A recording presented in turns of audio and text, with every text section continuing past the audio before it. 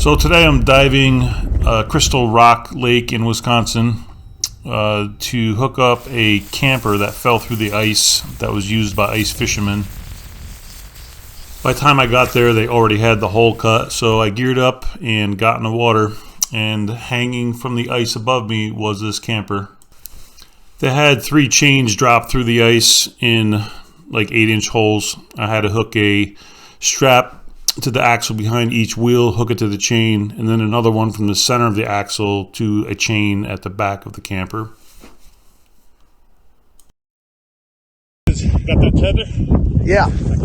As usual, my GoPro acted up on me on my dive, so I don't have great dive footage on this particular one.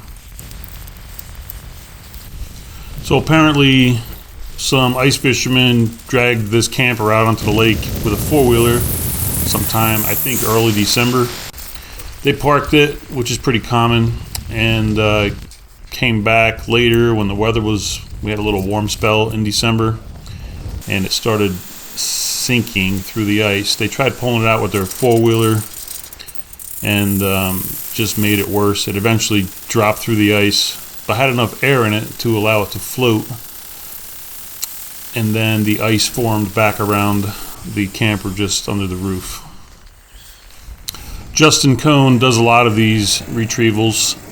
We did another one later that week in Lake Puckaway. I might get a video made of that one later. But he does a lot of these vehicles, 4-wheelers, campers, and he also uses an airboat. When the ice is really thin, he can pretty much get in any terrain on the water. As they were hoisting the camper up, the top of the camper started pulling off the frame to fall back into the water. They got a strap around it and stopped that from happening, which was pretty fortunate.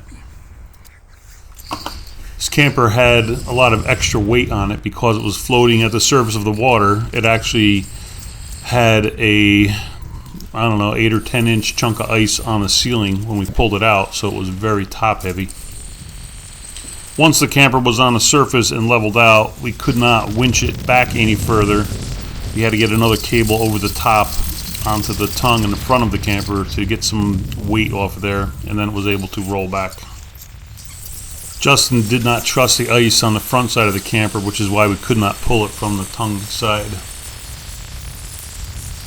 Got the camper out onto the ice, hooked up to the owner's truck, and they pulled it out over the boat landing into the parking lot. So job well done, Justin.